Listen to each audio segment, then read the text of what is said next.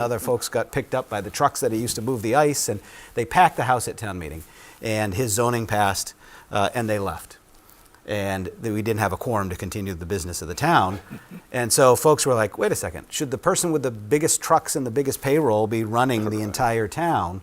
And so we had two referendums. The first one failed, the second one passed, to petition the state legislature to parcel off the town into precincts and to elect the members to town meeting. Now, this was innovative at the time because representative town meeting was not a standard form of government in the Commonwealth.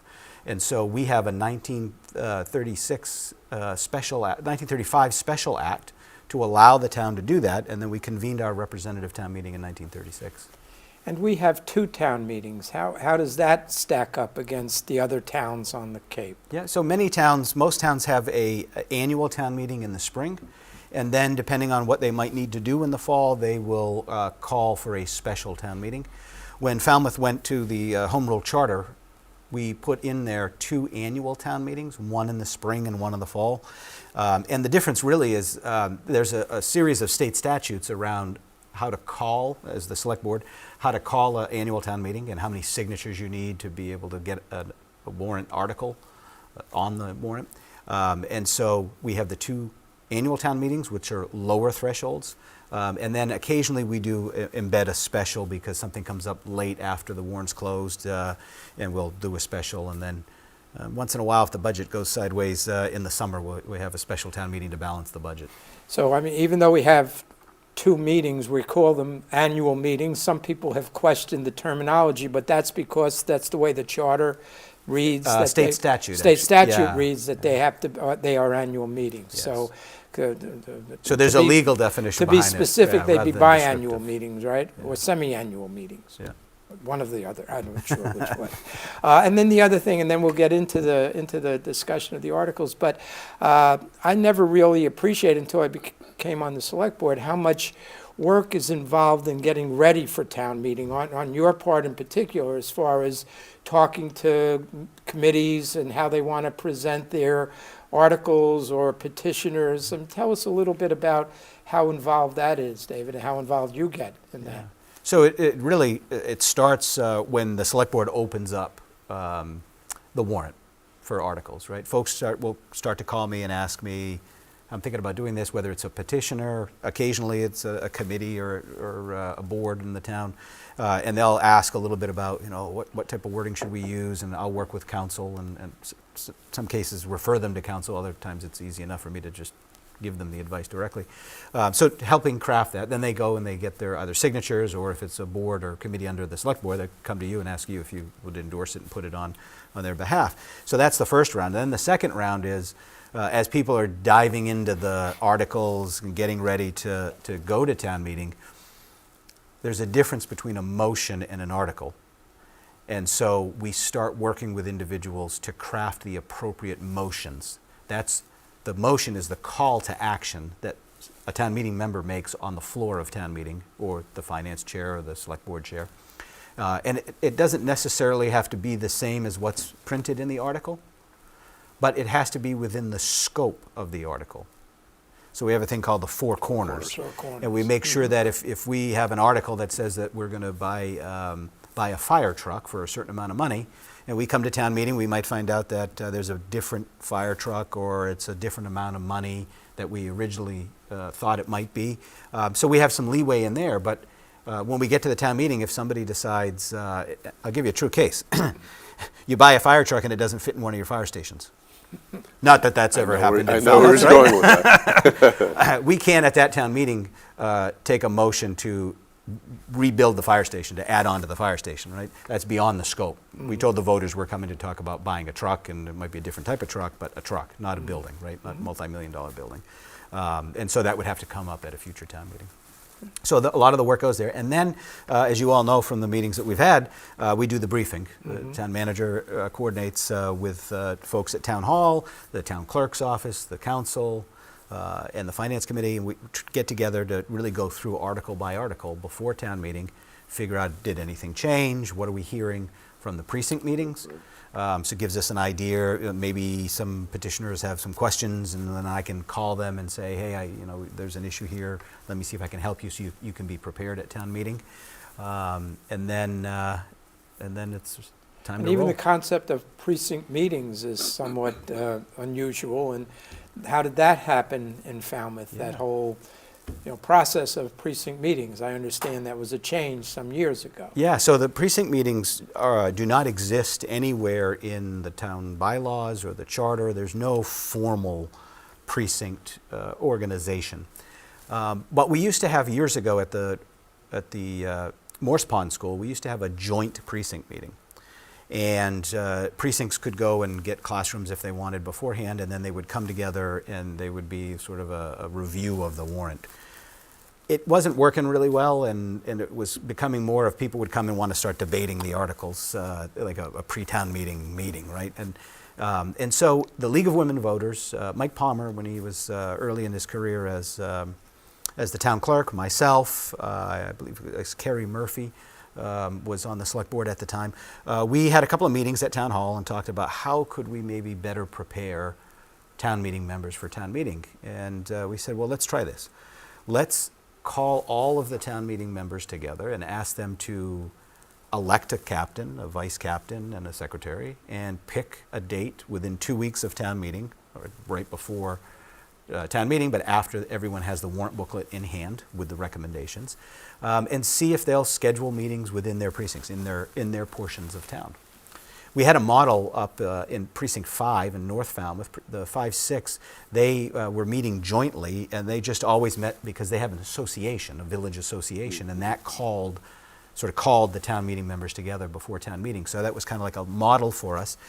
So we gave it a try, and it's worked. We've been doing it now for I don't know how many years, but it's going to be close to 20. It's a really Very valuable helpful. process. It's helpful for me, I'll tell you, Definitely. to go to the precinct meetings and hear what people are thinking about.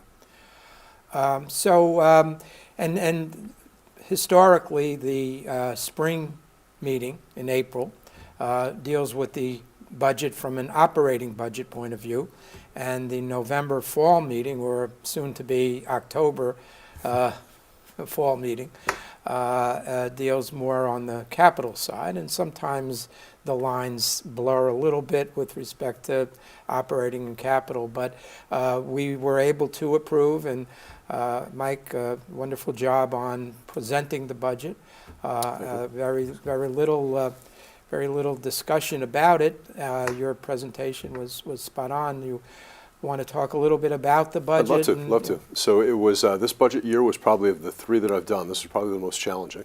We had a little over a $2 million gap that we had to close, and as I mentioned Monday night, we struck about a little over $2 million in departmental requests that we just could not fund. As you all know, budgets are about difficult choices, and we made the decision not to fund over $2 million in departmental requests. Those were primarily new personnel that were requested. We just didn't feel at this point, based upon some forecasting that we've done, and I'll talk about that in a moment, that it was appropriate to begin adding additional staff. So the budget, just short of $184 million total operating budget, was about a 5.7% increase, a little over $9 million increase from last year's spending. A lot of that, as I mentioned on Monday, is being driven by costs that we can't unfortunately control. A lot of healthcare, everybody knows healthcare costs across the country are increasing. We're limited, as everybody knows, to a 2.5% property tax increase, that levy cap. So one of the issues going forward is how we attempt to constrain the spending.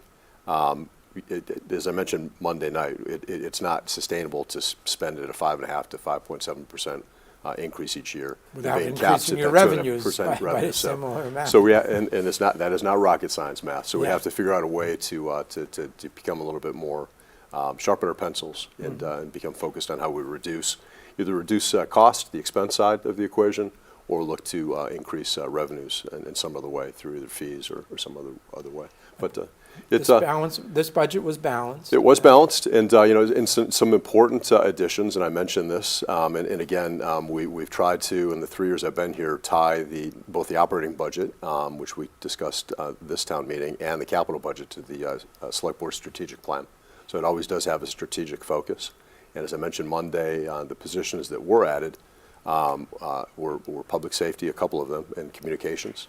That was the result of a study that was done last year, and we're just implementing the recommendations as part of that consultant study. The workload of our 911 dispatch center has increased at a rapid pace, and it was important to add those positions. And so we were strategic in terms of the positions that we added. But again, going forward, as I mentioned Monday nights, FY28, our next operating budget, it's going to require some really crucial conversations between staff, myself, and then ultimately select board and town meeting as far as the direction that we're going to go. Because again, that gap, as I presented on Monday night, is increasing just as costs continue to escalate. Well, thanks to your lead and member Colin Reed's lead, we're going to be addressing that Right. at an upcoming select board meeting, April 27th. We're going to start that discussion, and it's a discussion that's going to be difficult and go on for a period of time, but I'm confident we'll get it right. So and so am I. And we're not in a unique position. I want the viewers to know. I mean, talking to my colleagues, other town managers on Cape and off, the operating overrides were definitely a trend, right? Yeah. It was unusual for us to be in a position to be able, and we had to, as Peter Johnson Stout, the assistant town manager, and I say, we had to pull some levers and make some things, change some things up, utilizing some additional excess levy capacity, and to make it work. But we are not unique, and going forward, I think a lot of municipalities are going to be in the same position. Yeah, actually, we just had in Boston a briefing by the Mass Municipal Association relative to some studies they've done around the municipal revenues and where the budgets are, and there are a lot of municipalities this year that are asking for general overrides because they're not able to either make the tough decisions, or they're smaller towns where there is not a lot to cut, and these cost drivers are happening, and so they're looking for the revenue piece of it. But we're actually in a stronger position than many of the towns that they presented to us last week. Yeah, and that's we have- because of a long-term commitment of doing things like moving our capital from the spring to the fall. Right. So now we can adjust the capital budget, right? Because we are waiting to see what the revenues are. We get a more true actual. We know what the burn rates are in the budget line items. When we used to do a lot of the capital and the operating budget in the spring, July 1st, starts the new fiscal year, you're projecting what's going to happen, and then if that doesn't start to pan itself out, or revenues go in a different direction, now you're stuck with having to come back to town meeting and start making these cuts of things that you've authorized. So I like the way Falmouth does it, that we get a clearer picture, we start to see some actuals, and then we come back in and make the right decisions in the fall. We have a really strong bond rating. The bond rating is very good, very strong. We so do. we're paying We do. less interest than other communities might be. So, and that's because of the fiscal stability that the town has had all these many years. So, housing, of course, was a big issue. There were two items that were on the warrant that dealt with housing in one way or another. The first is there was state statute. Appreciate the state legislature for passing the statute, which allows for a annual tax exemption of up to 100% of the tax value of the tax for a home, if that homeowner is willing to rent year-round to a family with an AMI of up to $200,000 a year. So attempting to find that missing middle, as everyone likes to refer to it. So as I said at town meeting, this is another tool in the toolbox of trying to allow us to get a handle on the housing issue, and that I think most people saw that it was an inexpensive way of providing for some year-round housing, as opposed to the more traditional way of building from scratch, clear cutting, having to make a parcel ready for development, as opposed to short money, really. Absolutely. To get those houses more cost effective, like you said, Bob, and also brings those units to market faster, right? Because they're existing, right? We just have to go through that process. So it's beneficial to the environment because we're not clear cutting a bunch of trees, and it brings those units to market at a more reasonable cost. And some people were concerned about what the impact would be on tax revenues. As was pointed out, it's not a revenue neutral situation, as this residential real estate tax exemption we've implemented already, is how that's going to play out. That should be revenue neutral. This is not revenue neutral, but again, it's a 50, we can manage it. We can say how many we're going to allow in any year, and whether it's going to be a 50% exemption or a 100% exemption, or how we're going to set the floor for the AMI. So a lot that depends upon the select board. I certainly appreciated the vote of confidence that I think town meeting gave to the select board to be able to manage this, this new tool in our toolbox. And then jumping on a little bit down what we had said we were going to talk about, but kind of flows the seasonal community designation. And again, thanks to the state legislature for understanding that seasonal communities, and for the most part, the Cape Cod, but also western part of the state, that there are certain challenges that they have because of their seasonal nature that, Boston and the heartland of the Commonwealth don't necessarily have. So this will require, it starts a 2-year clock. Correct. During which there are going to be, I anticipate community forums to discuss this.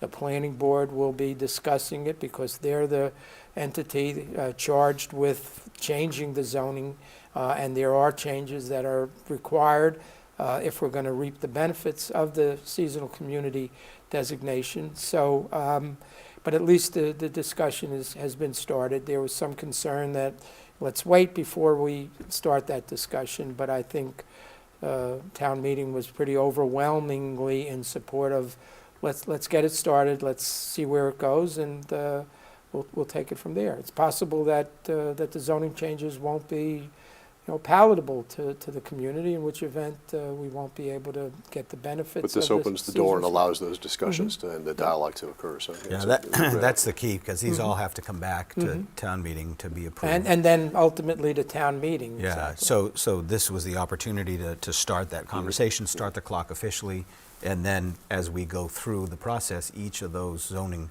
changes will go through the planning board process, the public hearing process, and then town meeting for approval. So, yeah, I think it was definitely a necessary step. I know some folks wanted it to wait. And I kept thinking, what are we waiting for? These things are going to come back for the decisions later, right? But I think town meeting made a good decision. There's a lot of elements of it that I'm excited about, but in particular, the element concerning the local municipal workforce housing. That again, that attainable housing for employees of the town. Huge. I was going to, say something from up on the stage, because I don't think that was pushed enough. That the real, as I see it, and I agree with you, Mike, the real benefit for this town is our ability to give preference to public employees, and whether it's state, county, teachers, people who are adding to the public interest of the town are going to be able to have some benefit from it. And I think that's huge, because we're not allowed to do that under housing discrimination, anti-discrimination, fair violates housing fair laws. housing law, and the lawyers in the administration were able to craft a law that they believe is strong enough to allow this exemption. If it's voted on, locally, you decide to accept this provision, and then to be able to make those preferences available. So. I wanted to start, and I missed it, but I just wanted to start by saying that at the start of town meeting, one of the town meeting members, and rightly so, got up and wanted to acknowledge Michael Palmer's 22 years. I thought that was a wonderful, wonderful gesture, and town meeting, everyone stood twice and gave Michael a standing ovation for his service as town clerk for 22 years. Yeah. And thanks again to your pushing the charter change that we have sent to the state legislature on a home rule petition to be able to change the form from a elected town clerk to an appointed town clerk. So thank you for your efforts in that regard as well. Yeah, and it's a team effort. Right now, as you know, we're working in the House process, and so Representative Thomas Moakley, the new state rep that shares Falmouth with me, he's been working side by side with me, and then once we get that final engrossment in the House, then Senator Fernandez will pick up the ball on the Senate side. Yeah, it's wonderful. Good team. We have a wonderful team in the state delegation. Yes, We we do. really do. And Thomas, I love to tell this story. When Thomas was 12 years old, I was his citizenship counselor in the Boy Scouts. Well, you And did so a good I've, job. I've known Thomas. I take all the credit. And he's doing a great job in Boston. He's really, he's a quick study on the things he doesn't know, and he's always willing to reach out to whoever can assist him in learning the ropes up there. And so I'm very, very happy to see him as my colleague now. Yeah, wonderful. I wanted to talk a little bit about the Lawrence School, and we had a presentation from Paul Dart on behalf of the school. But Mike, you want to talk a little bit about that process and where we are and why we needed to authorize this $2 million for the feasibility study? Sure. So as Paul mentioned during town meeting, this is a step, a very important step in the Massachusetts School Building Authority process. In order to be eligible for a grant of, I believe Paul mentioned, up to 38.5%. 38.5%. We have to follow these steps, and one of those is to engage the services of an OPM, owner's project manager, and an architect engineer, similar to how we've done other large, capital building projects. This is no exception to that. And looking at the feasibility and the costs associated with both the renovation and on the other side of it, a demolition and rebuild, and what the cost benefits would be. I think I've only been here for 3 years, but I can sense the sentiment for the historic importance and value of that building. So it'll be interesting. But that's the process that the MSBA So this is the first step. requires. It is. And then parallel with that, this select board working with the school committee is also selecting members to serve on that school building committee. We will finalize those members this coming Monday. This coming Monday, April 13th. April 13th, correct. So pleased that was approved. I know there's a lot of robust discussion and dialogue about where that $2 million, the purpose of it. But that is exactly that. It's to hire the architect, engineer, and the OPM to get us kind of going down that path of identifying the best, most cost-effective way to proceed. And it was interesting to hear a couple of the sentimental comments from people who actually graduated From from high school. Lawrence School and feel, Both of my feel parents very, graduated from Lawrence. feel very committed to it. It's interesting, but we were talking about other things that the moderator has to do other than the town meeting itself. The statute recently changed for the School Building Authority. School building committees were appointed by the town moderators. And so I actually appointed the committees for the previous Lawrence School renovation, the Mullenhull School renovation, the high school renovation, and some carryover members from one of the elementary schools that was a bridge between my predecessor and myself. So now it's in your hands. I don't have to do that anymore. Well, again, You got enough to do. as a newcomer, just every time I walk into that building, I just sense the historical importance of it. Yeah. So you just get that sense, even as a newcomer. So it's a fantastic building. And I was surprised to hear, but that if we built new, we wouldn't be able to have a gymnasium or an auditorium As a reimbursable. as a I mean, we could do it, Yeah. but it would be all out of pocket for us, and we wouldn't get any state support for that. Somewhat tied to housing was the short-term rental bylaw. That Member Brown, as our representative, as the chair of that committee, worked very hard over the past 2 years to come up with an acceptable bylaw. I think originally, and as Doug mentioned at the meeting the other evening, there was a thought that if you somehow restrict short-term rentals, you would increase the availability of year-round housing. And I think after they studied it for these 2 years, I think they came to the conclusion that's not necessarily so. It's not going to necessarily add to the housing stock. So they moved from restricting short-term rentals to regulating them, which is critical and where we are now as a result of the adoption of the bylaw. So that, and importantly, neighbors will have, who are upset with what's going on at a short-term rental, if there's too much noise, too much parking, the trash isn't being properly disposed of, that there'll be a person that's required to be available for for comment that, and complaint in the event of something that warrants a complaint. And I think that's the most significant provision, well, one of the most significant, because of the complaints that I've received since I've been town manager, it's those late night loud parties oftentimes that generate the kind of quality of life complaints.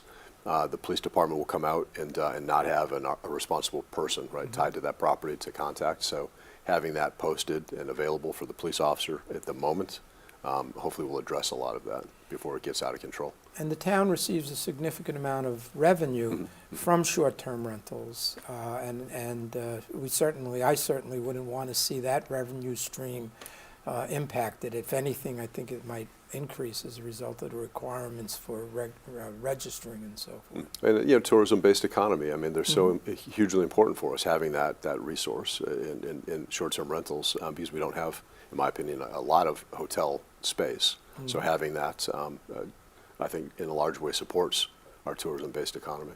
So yeah, we certainly didn't, in my opinion, want to do anything that would regulate out. But this addresses a lot of concerns, more on the quality of life and making sure that folks that are staying in them are safe.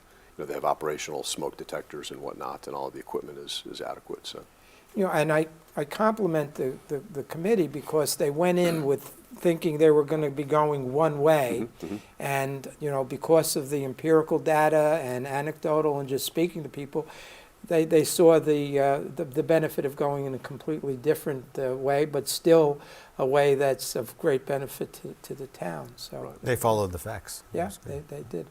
And then I guess the last item that a lot of people were very passionate about was the Articles 23 and 24, which dealt with, in Article 23 in particular, the property at 484 Brick Hill, right, which was the original proposed location for the police station, which, as the select board looked into and the process played out, it was felt that there was some issues with respect to Long Pond, Great Pond, Long Pond. I'm sorry, Long Pond, our main water system, and that we should get away from there. We ended up down at 100 Brick Hill.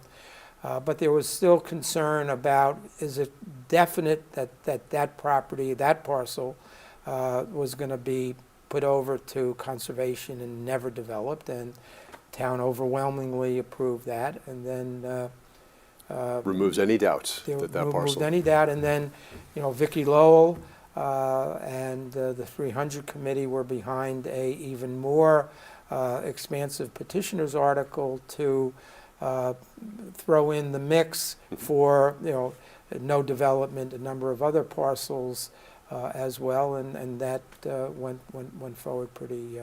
I think an additional 14 parcels surrounding immediately adjacent to the pond. Yeah. So our residents can rest assured that Long Pond and the purity of that water are going to be around for a long time, and thanks to the town meeting vote. And it was interesting that this town meeting was the 40th anniversary of the 300 committee formation, coming and asking for the first purchase of land, which for the viewers that don't know, the 300 committee land trust, people say, why is it called the 300 committee? And it was established before the 300th anniversary of the town of Falmouth, and the idea was that they would preserve a conservation land of 300 acres as a gift to the town. They actually came to town meeting with 400 plus acres, and that began, and we're pushing close to 3,000. I tell them they're going to have to change their name to the 3,000 committee pretty soon. But Vicki was the first president of the 300 committee, and former Representative Turkington, Eric Turkington, he was also an initial board member and has been with them for all 40 years. So they celebrated their 40th anniversary by doing conservation land protection. And that was an excellent tribute that Jessica Rittenauer did. Another standing ovation for Eric and for Vicki.